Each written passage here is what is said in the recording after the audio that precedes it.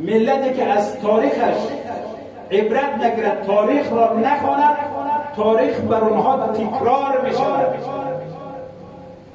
چرا؟ برای اینکه گذشته چراغ راه آینده است. ما با جهل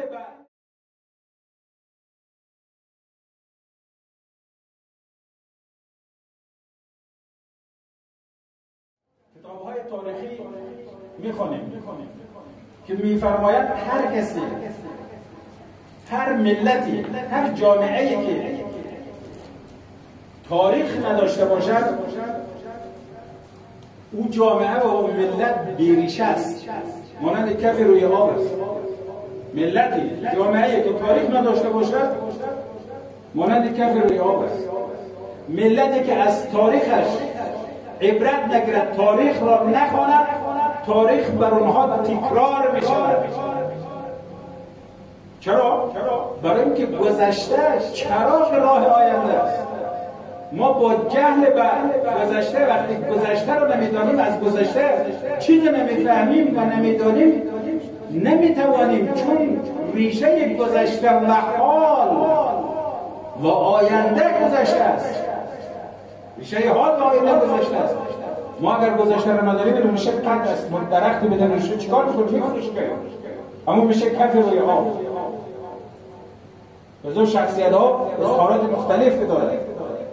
چرنین میگویند که اگر ملت تاریخش را، گذشتهشان را دیگران بربایند، خاطراتشان را مخدوش کنند، شایستگی هایشان را پایمال کنند، اجازه دهند که دیگران چنین کار را در حق آنها انجام بدهند، این ملتی است که خودشان با دست خودشان ریشه خود را قطع کردند. اجازه دادن که دیگران گذشتهشان را ربوده، اجازه داده است که خاطرات گذشتهشان را مخدوش کرده، اجازه داده است که شایستگی هایی که در گذشته داشتن همه را پامال کردند. این ملت است که با دستان خودشان ریشه خودشان را قطع کردند. یا شخصیت دیگر به نام دکتر احمد کسروی میگویند اگر ملت تاریخ و گذشته‌اش را و فرهنگش را از دست بدهد، این ملت بدبختی است. ملت بدبخت، جامعه بدبخت کسی است که تاریخ و فرهنگش را از دست داده باشد، فرهنگ دیگران را پذیرفته باشد، تاریخ دیگران را برای خود در واقع گفته باشد و بیان کرده باشد، تاریخ دیگران را برای خود نوشته باشد یا گرفته باشد، تاریخ خود و فرهنگ خود را فراموش کرده باشد، از دست داده باشد، این جامعه بدبخت است. بدبخت‌تر از این ملت است که وقت تاریخ و فرهنگ خودش را از دست داده، دوباره در صدد باز گرفتن اون تاریخ نیست. میفهمد تاریخش را دیگران دزدیدن، نوشتن برای خودشان، شخصیت‌هایشان را، تاریخشان را، سرزمینشان را، تمام دستاوردهایشان را، گذشته پربارش را برای خودشان نوشتن. اگر در صدد بازیافتن و بازگرفتن این تاریخ نباشد، این بدبخت‌تر از همه است. پس بدبخت داریم، بدبخت‌تر و بدبخت‌ترین ملت است که وقتی از تاریخش برایش میگوییم، وقتی از تاریخش صحبت میشود، تاریخش را ریشخند میکنند و میخندند، مسخره میکنند تاریخ خودش را. بدبخت‌ترین انسان های ما. پس ما اگر تاریخ خود را ندانیم و از او عبرت نگیریم، تاریخ بر ما تکرار می شود. تاریخ نداشته باشیم، مانند کف روی آب هستیم، بیریشه هستیم. اما این را بدانید، بخوانید و خودتان و فرزندانتان بیاموزید که مردم هزاره افغانستان از مردم اصیل و بومی در این کشور هست، نه بر اساس نوشته یک هزاره، نه بر اساس نوشته یک پشتون، یک تاجیک، یک ازبک، نه بر اساس نوشته یک مسلمان، بلکه بر اساس تحقیق باستانشناسان اونم یک آمریکایی به نام لوی دوپری در سال 1974 در همین دشت ناور غزنی خود ما باشیم، خیلی دورم نه، در همین دشت ناور در سال 1974 میلادی همین لوی دوپری آمریکایی که با زنش 15 سال در دانشگاه کابل اینها زندگی کردن ماندن، در اینجا باستانشناس تحقیقات انجام دادن، یک از تحقیقاتش در همین زمینه است. ایشان بر اساس آنچه که به دست آورده است از رنده، تیشه، تراشه ها، تبری که از اونجا به دست آورده است و بعد آورده اون رو با تحقیقاتی که رویشان انجام دادن به این نتیجه رسیدن که مردم در این سرزمین زندگی میکردن که مربوط به عصر پارینه سنگی زرین است و عصر پارینه سنگی زرین را باستانشناسان میگویند مربوط به 100,000 سال تا 2.5 میلیون سال قبل از حالا است. یعنی 100,000 سال تا 2.5 میلیون سال قبل از حالا در همین سرزمین و در همین دشت ناور غزنی ما و شما مردمان زندگی میکردن و این مردمان اجداد ما هزارها بوده است. و بعد دوباره در سال 1976 ریچارد داویس دوباره تحقیق میکنند، همین نظر را تایید میکنند. و بعد تحقیق بعدی دوباره کانیوفسکی روسی از اتحاد جماهیر شوروی هم دوباره میاد تحقیق میکنند، دوباره همین مسئله را تایید میکنند. اینها نه هزار است، نه مسلمان هست، یک کافر است، یک کمونیست است. مثلا رفتی ندارم به تحقیق میکنند، اجازه ندادم که نام بدن این تحقیقات. و بعد کسانی که در آن زمان تکنولوژی به این سرعت که نبود که اینهایی که توانستن از سنگ‌های کوارتز توانستن تیشه بسازن، رنده بسازن، تبر بسازن، تراشه بسازن، اینها وقتی شدن انسان ماهر، خود شدن انسان شدن ماهر و به مهارت رسیدن در آن زمان طبق اون چی که باستانشناسان میگویند حداقل خودش 1.5 میلیون سال زمان میبرده از تا اینکه انسان تبدیل شود به یک انسان ماهر. پس قبل از اینکه عصر پارینه سنگینی که خود 100,000 سال تا 2 میلیون سال قبل بوده، 1.5 میلیون سال دیگه قبلش هم انسان‌هایی بودند که تا رشد کردن توانستن اینها را بسازند. پس این سرزمین متعلق به ماست و این رو خارجی ها کاشتیم، ما ننوشتیم. و همینطور وقتی بیاییم شخصیت هایی که ننویسن اظهار نظر کردن، جلال الدین صدیقی بر اساس تحقیقاتی که انجام میدهد ایشان میگوید که مجسمه های بودای بامیان توسط اجداد هزارها ساخته شده، توسط کوشانیان و دکتر محمد تقی زهرانی میگه از اجداد هزارها که همین کوشانیان شما نگاه کنید، کوشانیان قبل از میلاد به هند حمله کردن و در اونجا یک امپراتوری 300 ساله را به وجود آوردن. همین کوشانیان اجداد هزارها 300 سال امپراتوری. و بعد نتیجه در زمان کوشانیان مجسمه های بودا ساخته شده است که دکتر جلال الدین صدیقی می‌نویسند که هزارها می‌توانند افتخار بکنند که خود را وارث این مجسمه ها و این گنجینه هنری بی‌نظیر جهان بدانند که هنرمندان امروز در جهان هر هنرمند که می‌آید این مجسمه ها را نگاه بکند در مقابل این گنجینه هنری بی‌نظیر جهان سر تعظیم فرود می‌آورند و جز این چاره‌ای دیگر ندارند. بی‌نظیر است.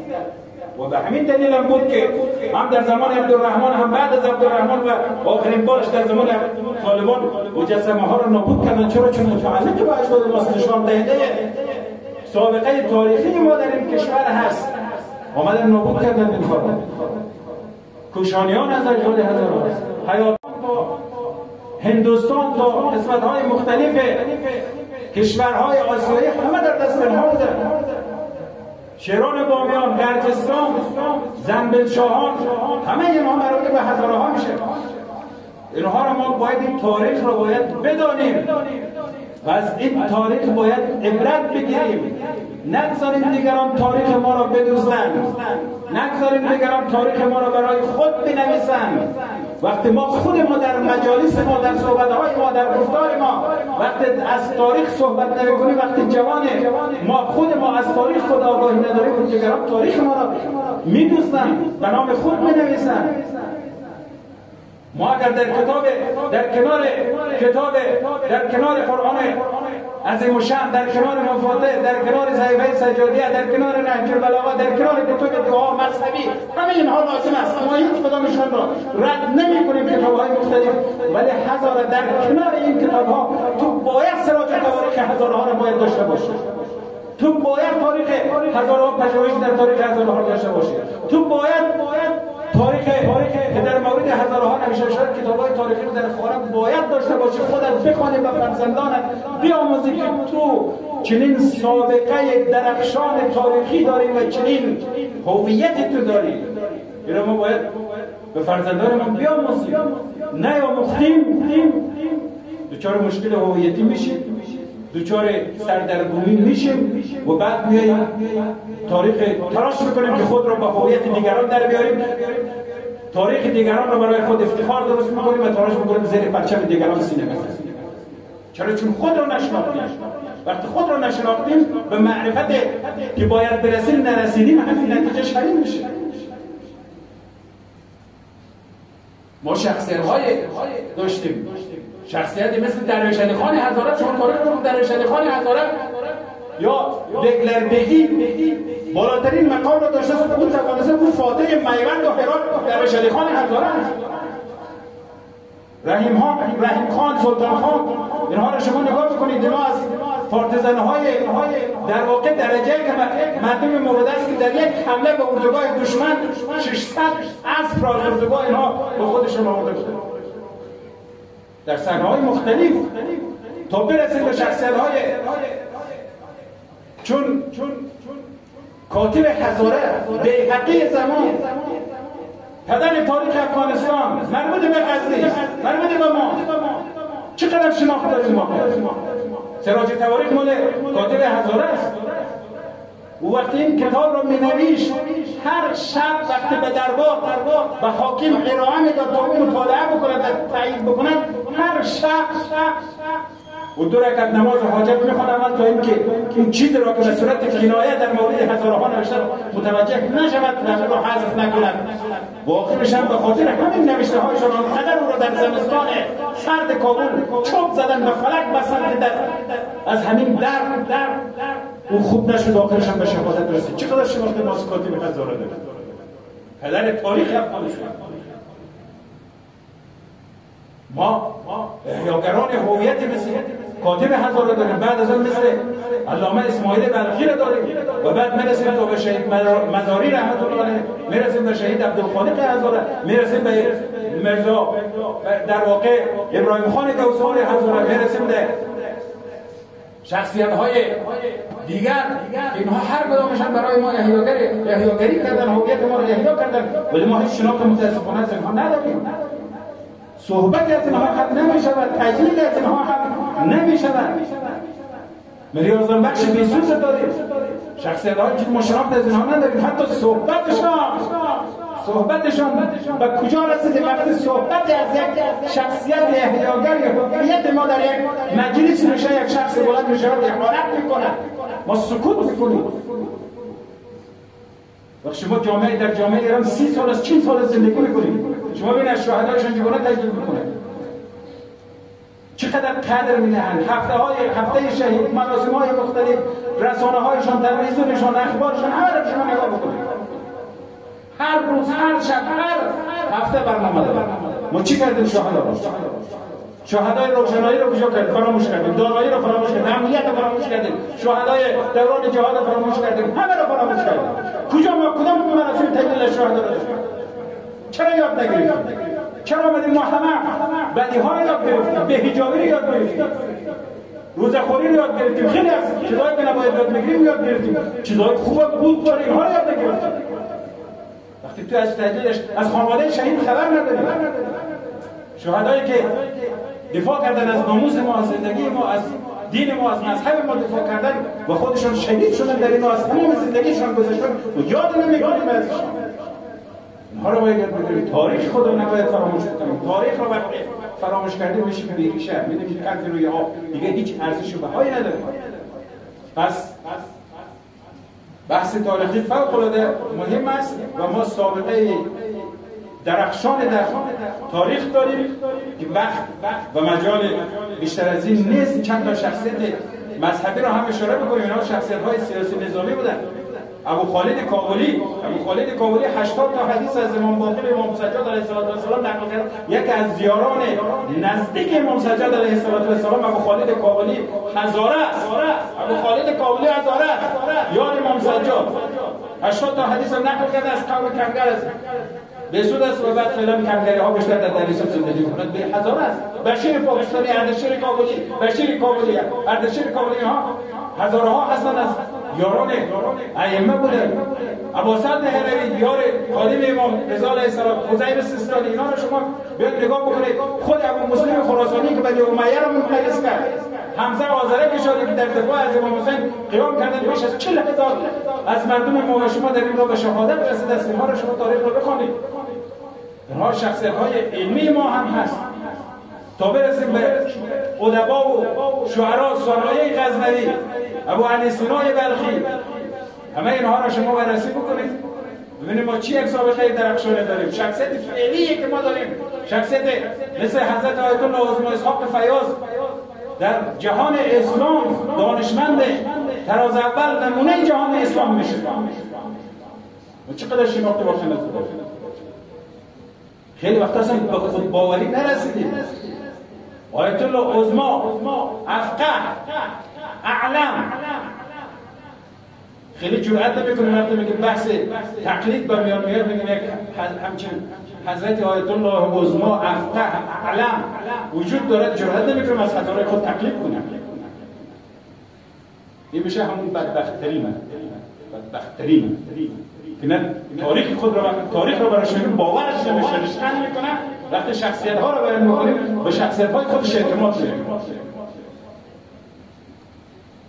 پس یک بازنگری در زندگی داشته باشیم، در تاریخ داشته باشیم، در عاقبت به خیری خود هم داشته باشیم. ارزم تمام ذکر